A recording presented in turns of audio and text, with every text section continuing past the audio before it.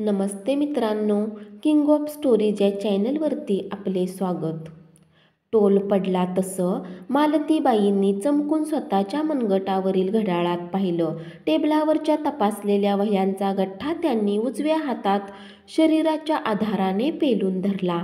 डाव्या हातात डस्टर आणि खडू घेऊन त्या खुर्चीतून उठल्या.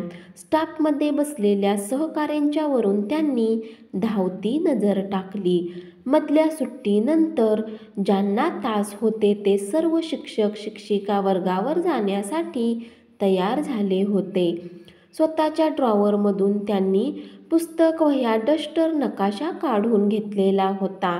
काही तत्परतेने स्टाफरूम बाहेरही पडले होते. कोपऱ्यात बसलेल्या वयस्कर जोशींचे मालतीबाईंकडे लक्ष होते.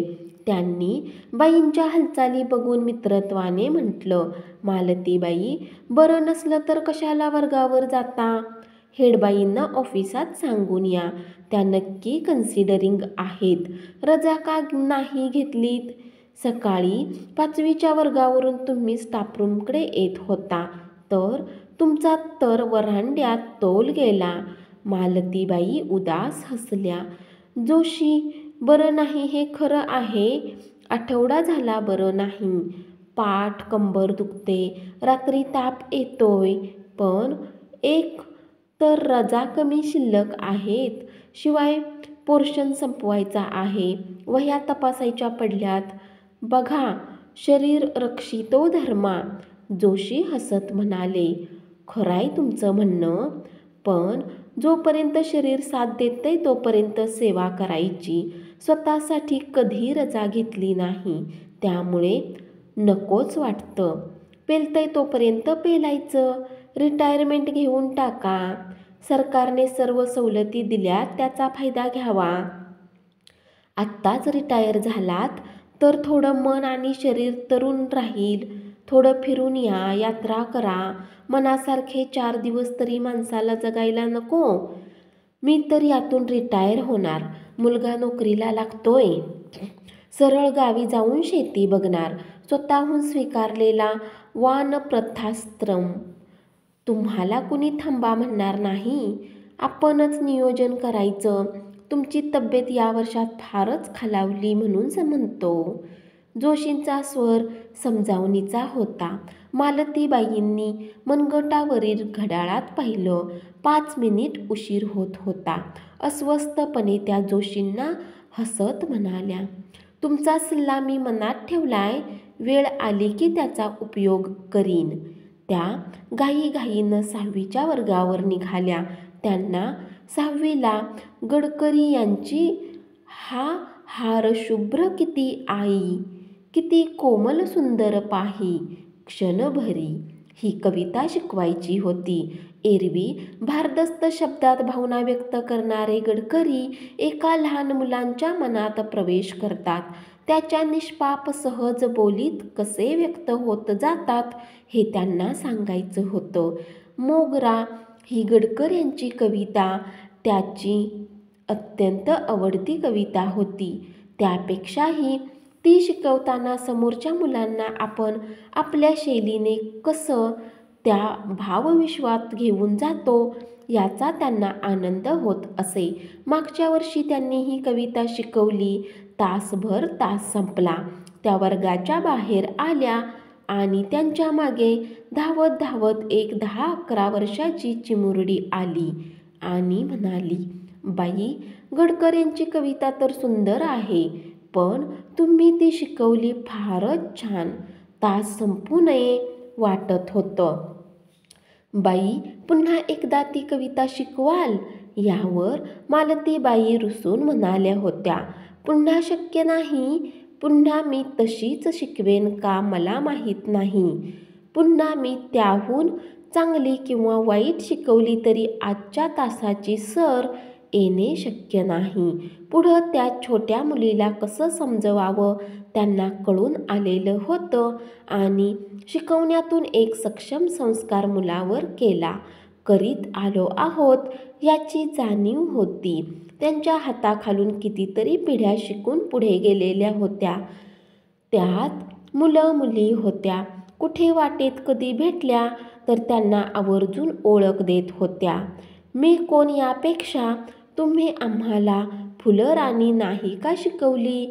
8वीत असताना अशी ओळख सांगून जायच्या.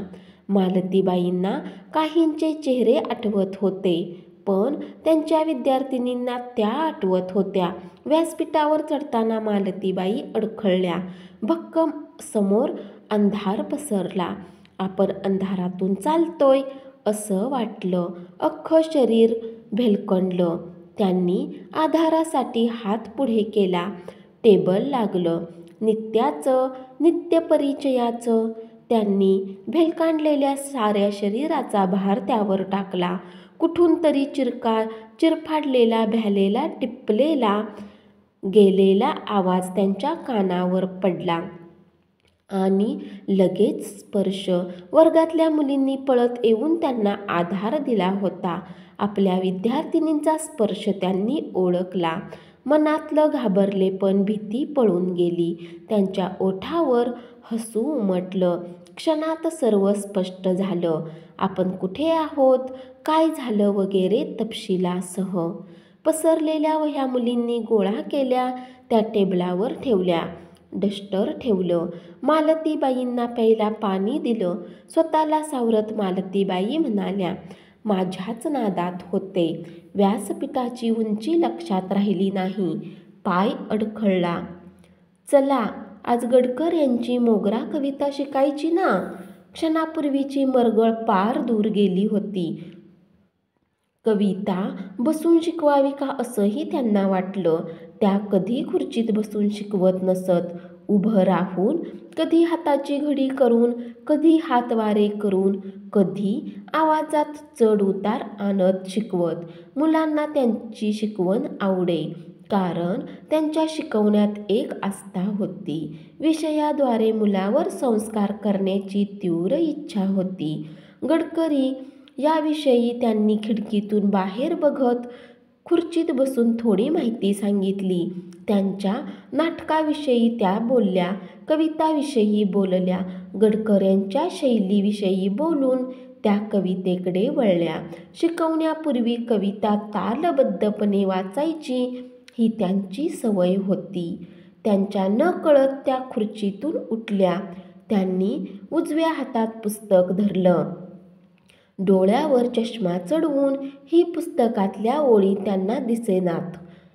तशी त्यांना कविता पाठ होती. त्यांनी अस्पष्टपणे दिसणाऱ्या शब्दांना पकडण्याचा प्रयत्न केला आणि त्यांना जाणवलं, आपले हात कापताहेत. सबंध शरीर कंपायमान झालंय. कुठल्या तरी प्रवाह शरीरातून वेगाने वाहतोय. घशाला कोरड पडली. शब्द ठरवूनही उच्चारता येत नाहीत. पुन्हा डोळ्यापुढे अंधार पसरला. काळोखाच्या घनदाट जगात डोळ्यावर घट्ट पट्टी बांधून कुणीतरी आंधळ्या कोशिंबिरीत फिरवतात तसं फिरवून आपल्याला सोडून दिलंय. इथं आपल्याला काही परिचित नाही. कुठलाच स्पर्श, कुठलाच आवाज. धाडकन उभ्या असलेल्या कविता शिकवणाऱ्या मालतीबाई कोसळल्या. उभी असलेली केळी कोसळावी तशी. जमेल त्या दिशेने जमिनीचा आधार शोधत त्या शुद्धीवर आल्या. तेव्हा स्टाफरूममध्ये सतरंजीवर झोपलेल्या होत्या आणि त्यांच्या भोवती शाळेतील मंडळींचा गराडा पडलेला होता. त्यात सहकारी होते, कर्मचारी होते, प्रधान हेडबाई होत्या आणि अश्रू पुसत पुसत हसून त्यांच्याकडे बघणाऱ्या कैक विद्यार्थिनी. थोड्याच वेळात मालतीबाई उठून बसल्या. त्यांना पाणी आणि चहा देण्यात आला. इतक्यात डॉक्टरांना घेऊन सिनियरच्या 4-5 विद्यार्थिनी आल्या. जमाव पांगला तरी तिथेच होता. बाईंना काय झालं सर्वांना कळवून घ्यायचं होतं. त्यांच्या नजरेत कुतूहल होतं. डॉक्टरांनी मालतीबाईंना तपासलं. त्यांचं BP पाहिलं. त्यांना इंजेक्शन दिलं आणि बॅग बंद करता करता म्हणाले, फार स्ट्रेस पडलाय. ह्या खूप वीक झाल्यात, ॲनिमिक झाल्यात. त्यांना विश्रांती हवी, किमान 2-4 महिन्यांची. जोशींनी बाईंकडे आवर्जून पाहिलं आणि हसले. बस न यायच्या ऐवजी मालतीबाई रिक्षानं दोघी सहकारी शिक्षकांच्या सह आल्या. घर बंद होतं. बाईंनी रिक्षाचे पैसे दिले. पर्समधून जवळ असलेली चावी शोधली. घर उघडलं आणि त्या आत आल्या. घर शांत होतं, रुसल्यासारखं. एरवी घरी परतणाऱ्या मालतीबाई सर्वात शेवटच्या होत्या. मुकुंदराव, श्याम आणि श्वेता अंदाजे 5च्या पर्यंत आलेली असत. घरी बाई भाजी वगैरे घेऊन 6पर्यंत येत असत. असं रिकामं शांत घर कधी त्यांच्या वाटी आलेलंच नव्हतं. त्या सुट्टीच्या दिवशी घरी असत तेव्हा सर्वांनाच सुट्टी असे. भोवती कुणीतरी असेच. 2 वर्षापूर्वी तर सतत अंथरुणाला खिळून सासूबाई उसासत घरातच असायच्या. त्यांचं श्वास टाकणं, कॉटवरचं कूस बदलणं, बारीक आवाजात स्वतःशीच पुटपुटणं त्या गेल्यावरही कितीतरी दिवस मालतीबाईंना जाणवत राहिलं होतं. रात्रीच्या अंधारातही त्या सासू झोपत असे त्या कोपऱ्यातल्या खाटेकडे विसरून पाहत असत. त्यांना त्या अंधाऱ्या कोपऱ्यात उगाच जाणवे. त्यांचं कणनं कानावर पडे. शरीराच्या हालचालींचा, वस्त्रांचा, कंकणाचा आवाज जाणवे. पण ते सर्व भासच असत. जखम बरी होऊन गेली तरी ओरखडा मात्र उरावा तशी ती आठवण होती. अंथरुणाला खिळून झिजत राहिलेल्या शरीराचा ठसा. क्षणभर उभ्यानंच त्यांना वाटलं, आज नाही, अजून 10-15 वर्षांनी आपल्यालाही देहमरणाची वाट बघत त्या कोपऱ्यात स्थिरावलेला नसेल कशावरून. काळाच्या उदरात काय असतं माणसाला माहीत नसतं. धन्यवाद.